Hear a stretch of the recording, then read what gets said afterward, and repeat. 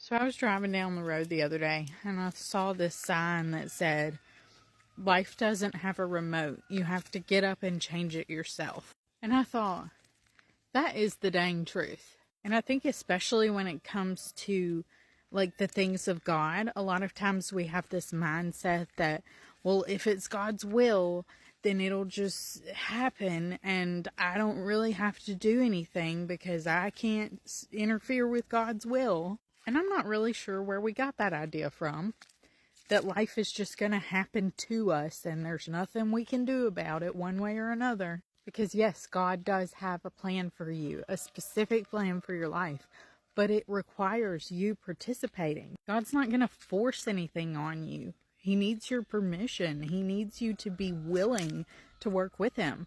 And it makes me think about the story in Acts 12, where Peter's in prison, and the night before he goes to trial, an angel comes to bust him out. So the angel just shows up in his cell and says to him, "Okay, get up, put your shoes on, put your coat on, follow me." See, divine intervention happened for Peter, but Peter still had to participate. That seemed to be a theme in Peter's life, because you remember the time when Jesus told him to go back out and cast his nets again and he would have a great big catch of fish. And Peter was just like, "We've been fishing all night and haven't caught anything." See, he could have just said, "No, I'm not doing that. That's a stupid idea." But he didn't. Instead, he chose to participate. God made the provision for the fish to be there, but Peter still had to get up and go catch them. So if you want to see the will of God come to pass in your life, you have to do the things that he's asking you to do. And sometimes he'll say that he just wants you to rest and do nothing.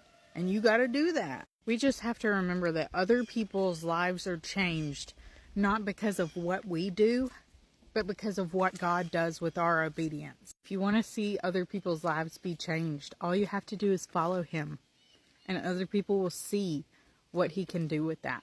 If you want to dive deeper on subjects like this one, you can always check out the podcast. You can find it in my profile. That's also where you will get all of the latest updates on the book that I hope to have ready in just a few months.